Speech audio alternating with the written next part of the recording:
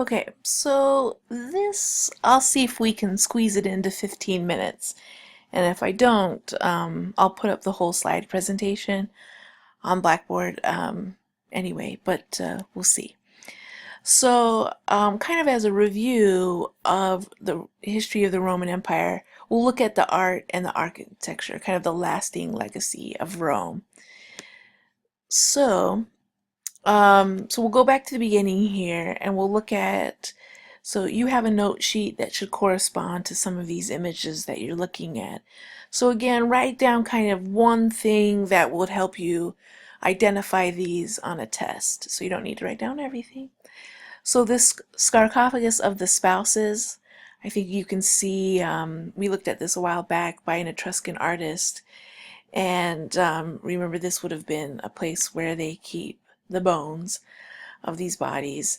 But I think it shows the Greek influences. I think we talked about how it shows, maybe to me it harkens a little to the Minoans and the Mycenaeans.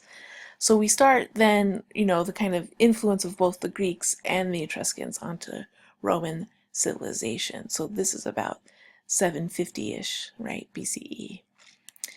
Okay, so obviously we've talked a lot about this, and it's clear in your readings how much the Romans then imitate the Greeks. But they also, make some changes, right?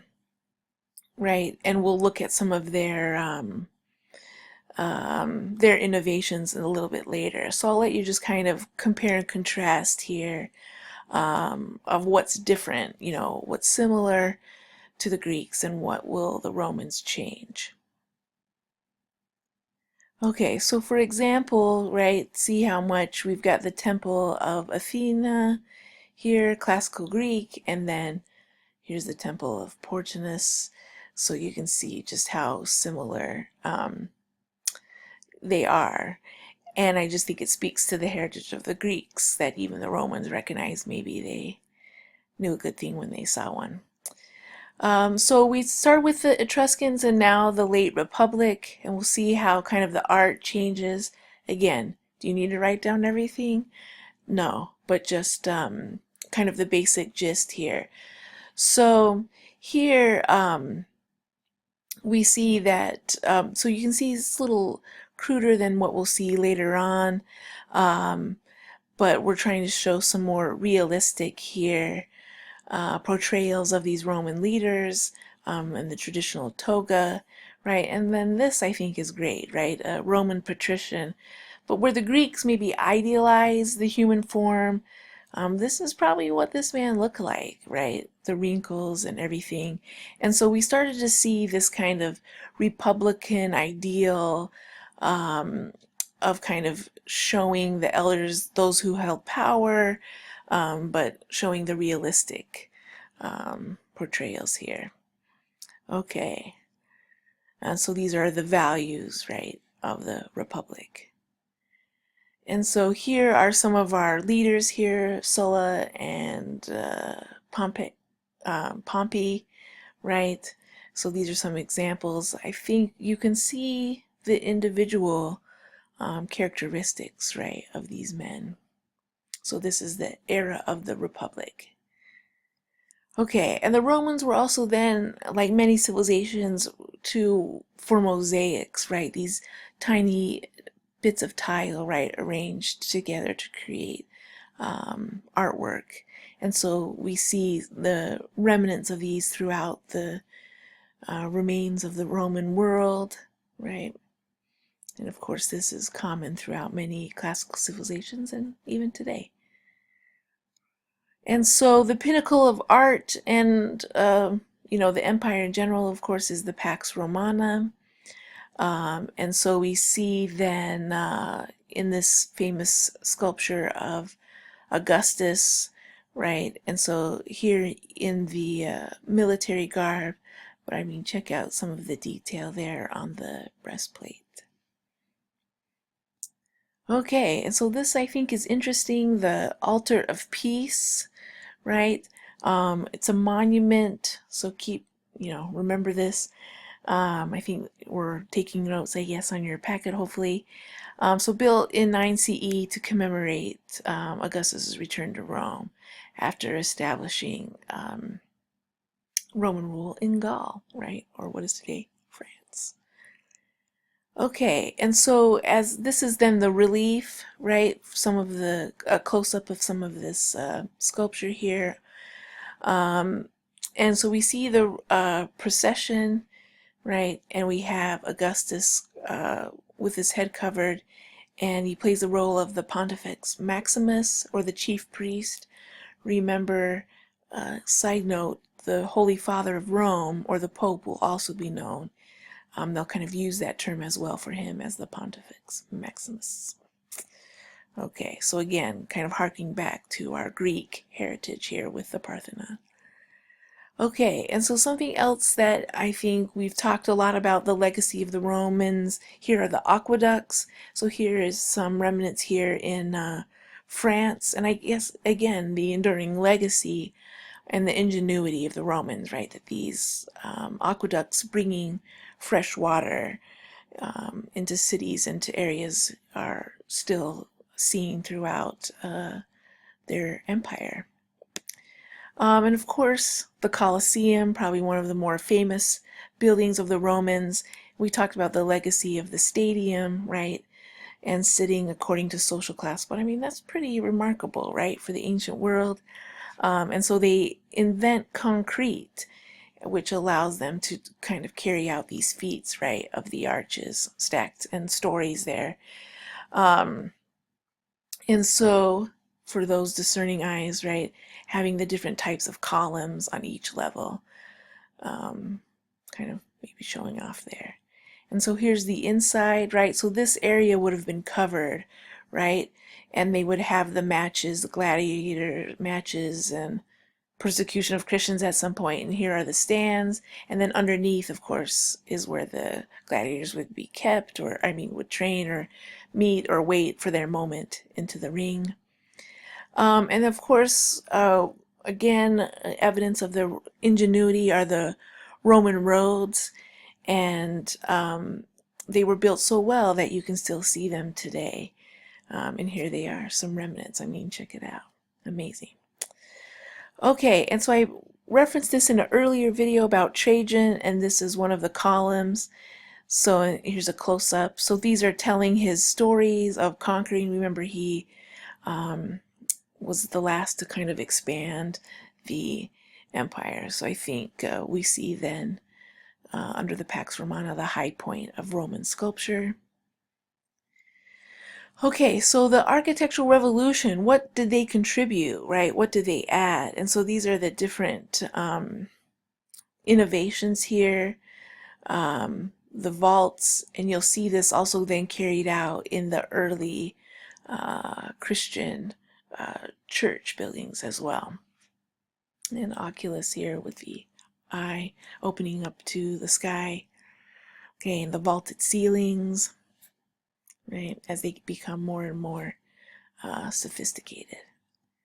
Okay, so again, right, we have the connection here to the Greeks, right? And this is the Pantheon in Rome. A pantheon, kind of, I think it was a temple to all the gods. And then they have the dome that we saw in this picture with the oculus at the top. So still has the largest unreinforced concrete dome in the world. Amazing, right? Ingenuity. Okay, so here's the interior, and perhaps some of you have also been inside. Okay, so here we have some of these, again, the arches here. Here's a library in Turkey, and so kind of the legacy here. And then the slow decline of the empire. Also the baths, right? Here is the Roman baths in England, the famous kind of artist reconstruction of the baths of Caracalla.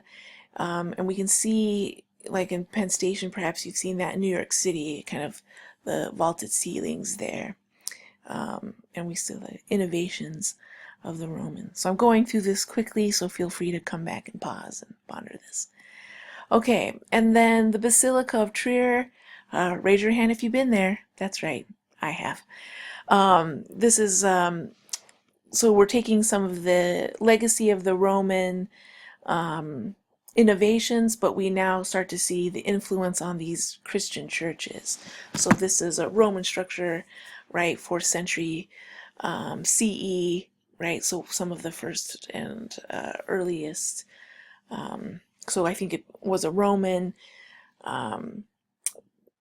building and now becoming a Christian church. And so it'll serve as the model for other Christian churches, right?